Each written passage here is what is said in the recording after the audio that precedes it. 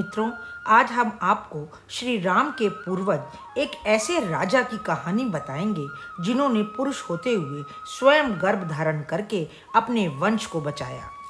लेकिन आगे बढ़ने से पहले मित्रों, हमारी आपसे प्रार्थना है, यदि आपको हमारे ब्लॉग पसंद आ रहे हैं तो एक लाइक, शेयर, कमेंट्स तो बनता ही है। और हाँ, हमारे चैनल को सब्सक्राइब करना बिल्कुल मत भूलिएगा। चलिए बढ़ते हैं अपने आज के व्लॉग की ओर। मित्रों, आज के व्लॉग को जानने से पहले श्री राम की वंशावली के विषय में जानना बहुत आवश्यक है।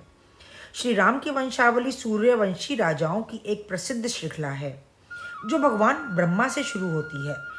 ब्रह्मा जो सृष्टि के रचयिता, उनके पुत्र मरीचि, उनके पुत्र कश्यप और उनके पुत्र थे सूर्यदेव, और सूर्यदेव के पुत्र हुए विवस्वान जो मानव जाति के जनक माने जाते हैं। आगे उनके पुत्र हुए इक्ष्वाकु जो कि सूर्य वंश के संस्थापक बने। इस तरह राजा दशरथ तक कई राजा हुए, परंतु राजा राम, भगवान राम इस वंश के सबसे प्रसिद्ध राजा हुए। श्री राम के इन्हीं वंशजों में से एक राजा हुए राजा युवनाश्म, जिन्होंने अपने पुत्र मानधाता को अपने ही गर्भ से जन्म दिया। हालांकि यह एक अद्वितीय और पौराणिक घटना है। यह घटना अजब गर्भा के रूप में भी जानी जाती है, जहां एक पुरुष बिना महिला के गर्भ से बच्चे को जन्म देता है।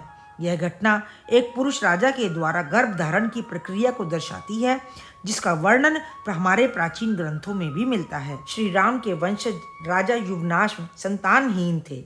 इस बात से दुखी होकर वे अपनी सभी पत्नियों के साथ वन में चले गए। वहां ऋषियों ने पुत्र प्राप्ति के लिए राजा से और उनकी पत्नियों के साथ मिलकर भगवान इंद्र का यज्ञ कराया। एक दिन राजा युवनाश्म को रात के वक्त बहुत तेज प्यास लगी, तो वो यज्ञशाला में गए। वहाँ पर उन्होंने देखा कि सारे ऋषि सो रहे हैं। ऋषियों को नींद से उठाना राजा को ठीक नहीं लगा, मगर उन्हें प्यास बहुत अधिक लगी थी, और जब पानी मिलने का कोई और जरिया उन्हें नहीं मिला तो उन्होंने यज्ञ में रखे हुए अभिमंत्रित कलश में से जल पी लिया। उन्हें नहीं पता था कि उस पानी को मंत्रों से अभिमंत्रित करके रखा गया है। जब प्रातः काल ऋषि उठे और वह देखकर चौंक गए कि यज्ञ में रखे हुए कलश के अंदर जल नहीं था। उन्होंने सबसे पूछा कि पुत्र उत्पन्न करने वाला अभिमंत्रित कलश में रखा हुआ जल किसने पिया।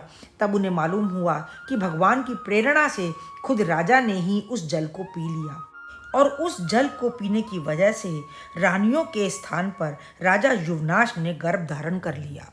समय बीता, 9 महीने बाद प्रसव का वक्त आया तो युवनाश्म की दाहिनी कोख फाड़कर एक चक्रवर्ती पुत्र पैदा हुआ। चूंकि यह बालक एक पुरुष के गर्भ से पैदा हुआ था, अतः इसको दूध पिलाने की समस्या पैदा हो गई, और इस समस्या का निवारण इंद्रदेव ने किया। उन्होंने बच्चे के मुंह में अपनी तर्जनी उंगली डाल दी। इस तरह बच्चे का नाम मानधाता पड़ा, जिसका मतलब होता है कि माँ के ना होने पर। आगे चलकर यही मानधाता बालक पराक्रमी और चक्रवर्ती राजा बना। उन्होंने अकेले ही पूरी दुनिया पर, पूरी धरती पर राज्य किया। जहाँ से सूर्य का उदय होता है और जहाँ से अस्त होता है, वहाँ का सारा भूभाग युवनाश के इसी बेटे मानधाता के अधीन था। तो मित्रों, आज के व्लॉग में बस इतना ही।